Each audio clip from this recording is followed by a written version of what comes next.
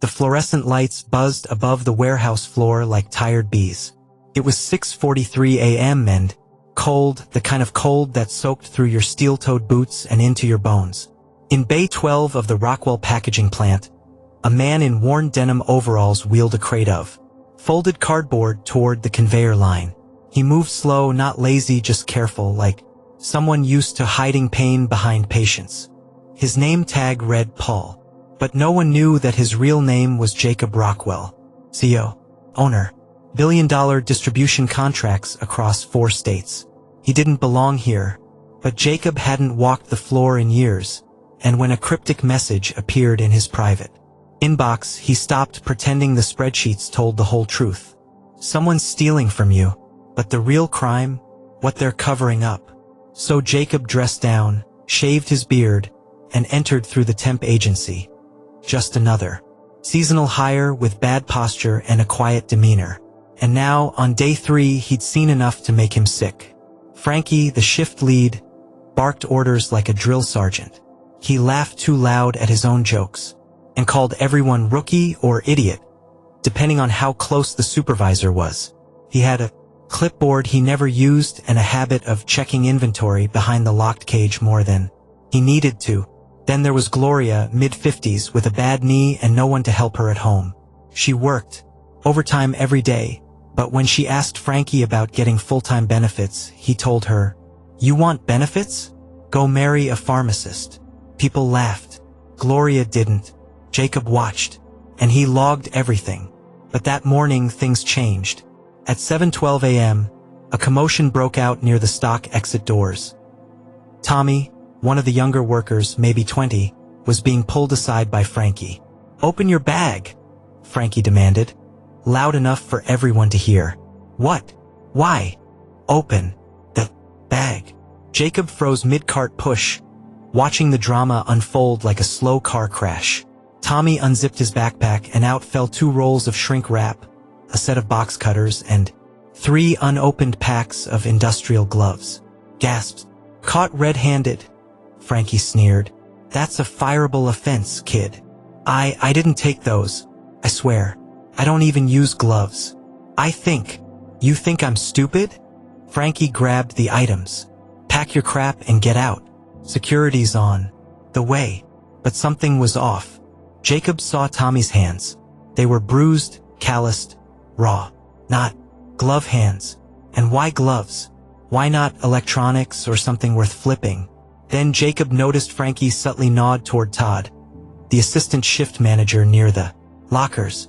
Todd gave a small smirk, then walked away. A setup. Jacob felt it in his gut. He stepped forward, trying to stay Paul, not CEO.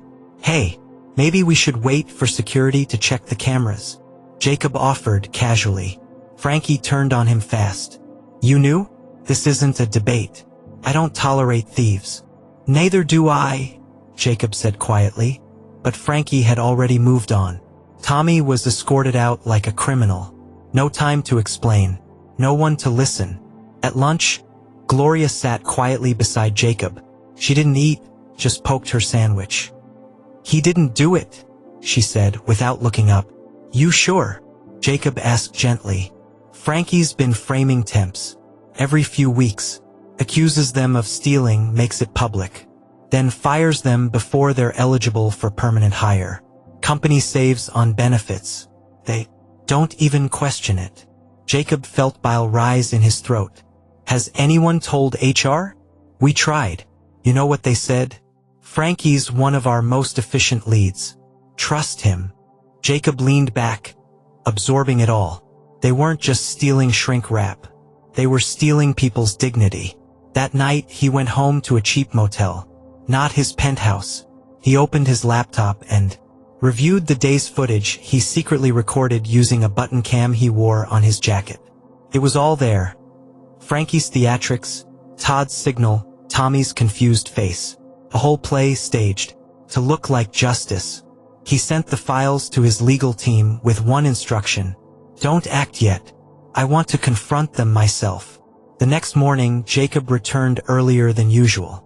He slipped past the dock and positioned himself near the cage where Frankie did his checks. At 6:55 a.m., Frankie arrived, glanced around, unlocked the cage, and pulled out a sealed box. Inside were headphones, 2 portable fans, and a set of Bluetooth speakers. He packed them into a brown bag and zipped it shut. Jacob stepped forward. "You forgot the shrink wrap."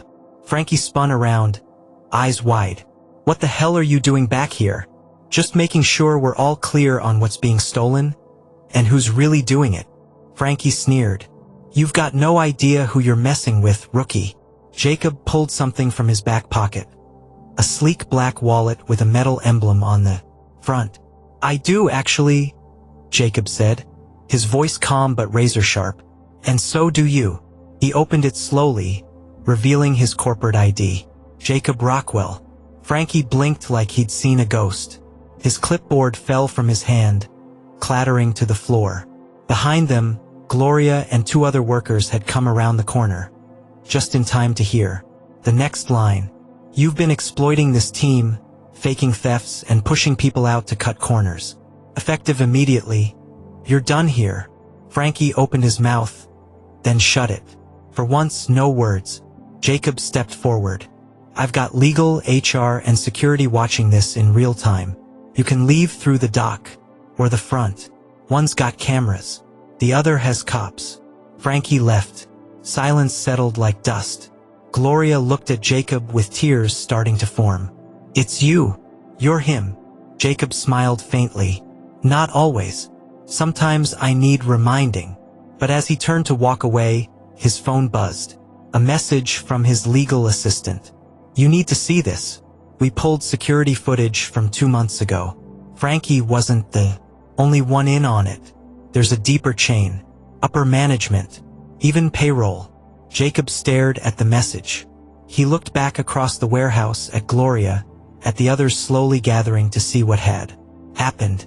He wasn't done. Not by a long shot. Jacob Rockwell didn't return to headquarters the next morning. He returned to the floor. Frankie's removal had shocked the team. For a moment, they'd thought that was the end of it, the crooked supervisor gone, the air finally breathable. But Jacob had read the message again before leaving the motel. Footage confirms multiple managers involved. Payroll manipulation, benefit fraud, the legal shift. Reductions. You're sitting on a scandal. And scandals don't die with one man. By 7:05 a.m., Jacob was back in his disguise. Same worn boots, same folded cap, same quiet steps. He made his way through the front entrance, greeted by confused stares and cautious nods. One of the newer hires, a girl named Steph, whispered, "You're not scared to be back?" Jacob simply said, "Somebody has to be." The atmosphere in the warehouse was different. Lighter, but also tense. People were watching him now, not suspicious but expectant. Like maybe he could fix things. Like maybe this time, someone upstairs actually gave a damn. And he did. That day, he requested to be placed in shipping, the final checkpoint for all outgoing goods. That's where the missing numbers always were, just small enough to ignore, just frequent. Enough to signal fraud. He was paired with Luis, a 30-something forklift driver with an eagle eye for misplaced inventory, and a permanent scowl like life had stopped being funny years ago. "They stuck you with me?" Luis grunted. "Hope you're not one of those clipboard guys." "No clipboard," Jacob replied. "Just want to learn the ropes. Right? Until you're writing us up for being 30 seconds late to lunch." But by noon, Luis wasn't sneering. He was impressed. Jacob asked smart questions. He worked hard. He didn't complain. So when Jacob asked casually, "Ever notice pallets going out that don't match manifest totals?" Luis raised an eyebrow. "You noticed that too?" "Saw 3 cases of gloves listed as damaged out yesterday. Looked fine to me." "Yeah. That's been happening a lot lately." Luis paused. "Look, I got 2 kids. I don't mess with company stuff. But those upstairs? Some of them got real comfortable playing the system." Jacob nodded.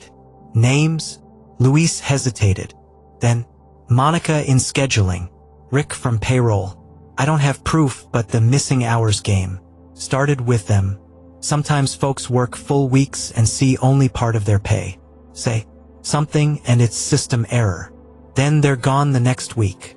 Jacob felt heat behind his eyes, a slow-burning fury that felt older than the factory itself. "What about HR?" he asked. Luis snorted. "HR works for Payroll."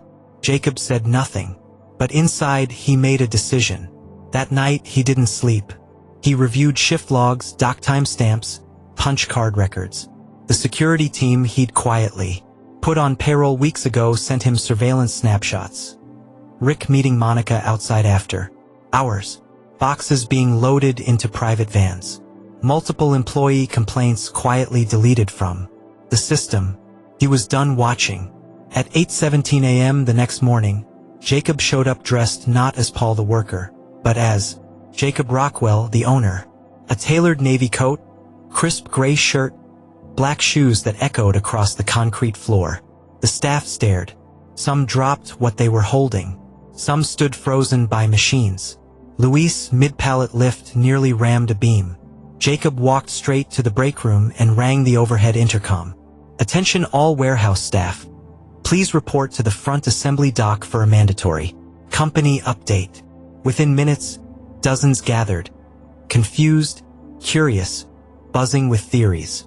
Monica stood at the back, arms crossed, chewing her gum with defiance. Rick appeared seconds later, clipboard in hand, his usual swagger intact. Jacob stepped onto a makeshift platform, looked out over the people he had failed by staying away too long. "My name is Jacob Rockwell. I started this company 22 years ago with one truck, 2 machines, and a promise. Treat your people better than the competition, and they'll build your empire." He let that hang. Somewhere along the way, we lost that. A murmur rippled through the crowd. "Yesterday, I fired a man named Frankie who manipulated and humiliated employees to dodge accountability. Today, I want you to know, he wasn't working alone." Now silence. "Over the past month, I've investigated a coordinated effort to defraud staff wages, fake inventory shrinkage, and systematically deny workers their earned benefits." He turned toward Monica and Rick. "Monica Dales, Rick Brewster, step forward." They didn't move. "Or I'll have security bring you." That did it. Rick walked slowly, eyes darting. Monica followed, jaw tight. Jacob pulled out 2 sealed folders. Inside are documents detailing your roles in forged payroll entries, falsified shift logs, and collaboration with outside contractors to skim product from shipping.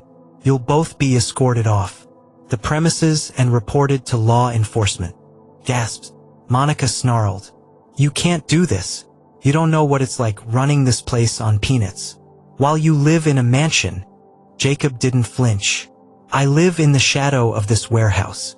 And I let that shadow grow too long." Security appeared. Monica shouted. Rick protested. But they were let out the side door, past the stunned silence of the team they'd abused for years. Jacob turned back to the workers. "We're doing full back pay audits. All terminations from the last 6 months will be reviewed. Any fraud, coercion, or policy violations will be reversed." Cheers broke out. Gloria, from the line, wiped tears. Luis stared like he was seeing the world for the first time. Jacob nodded once.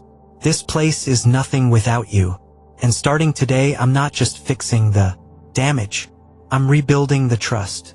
But just as the applause began to rise, Jacob's phone buzzed in his coat. A new message from his private investigator. Subject: urgent, found the whistleblower.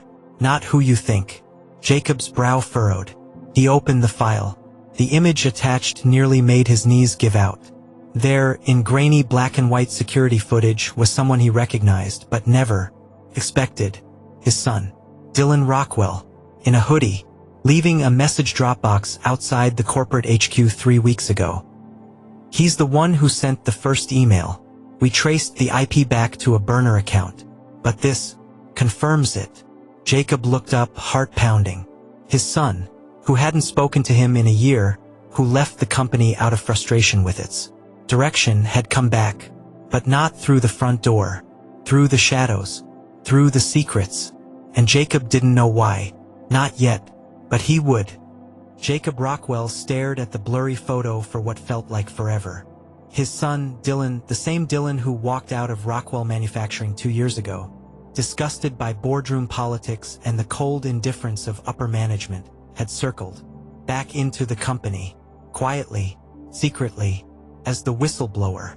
Jacob's hands trembled slightly as he tucked the phone back into his pocket. The cheers from the floor still echoed faintly in the background, but in his mind they'd gone silent. Dylan, after all this time, he left without a goodbye. Not out of anger, but heartbreak. Jacob had built an empire and in the process lost the one person who used to believe in it with him. And now, Dylan had returned, not to reclaim a role, but to fix what Jacob couldn't see from the top. That evening, Jacob sat alone in his office at the back of the warehouse. No assistant, no guards, just old blueprints pinned to the walls, and a single cup of untouched coffee cooling on the desk. He opened his laptop and played the attached footage again. Dylan's frame moved quickly under the low light. Hood drawn tight, he looked thinner, older, somehow like time had done its own chiseling. He placed the file envelope into the Dropbox, glanced around, and disappeared into the night. Jacob closed the lid slowly, then picked up the phone. The following afternoon, the break room buzzed as workers gathered for what they thought was a follow-up meeting. Word of Monica and Rick's arrest had spread fast. Even faster was the news that back pay was being issued. Some employees cried when they saw the deposits. Others couldn't believe it until they had cash in hand. Luis spotted Jacob first. "You look tired," he said. "Feels like I finally started working again." Jacob replied with a small smile. "You gonna tell us who sent the warning?" Luis asked. "Soon," Jacob promised. He stepped forward and called for attention. "There's one more thing we need to address before we move forward. One more story to tell. And it's not mine." A ripple passed through the room. 2 years ago, someone left this company. Not because of failure, but because they saw it, losing its soul. They were right. I didn't listen. I thought I knew better. He paused. But then, 3 weeks ago, someone sent an anonymous message that exposed everything. That person saved this company from itself. He turned toward the hallway. "Come on in." Every head turned, and in walked Dylan Rockwell. In jeans, a gray sweatshirt, and worn-out sneakers. No suit, no grand entrance, just truth. Several jaws dropped. Luis blinked twice. Dylan offered a quiet nod to the crowd, then stood beside his father. "Some of you may remember me, most of you don't.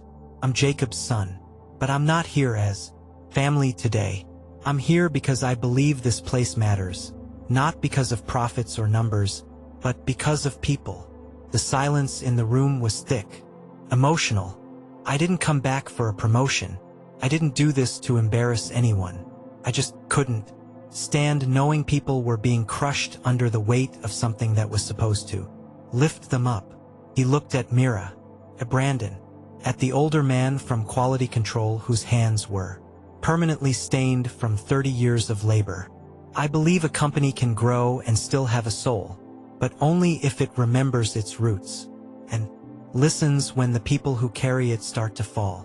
No one spoke. Some had tears in their eyes.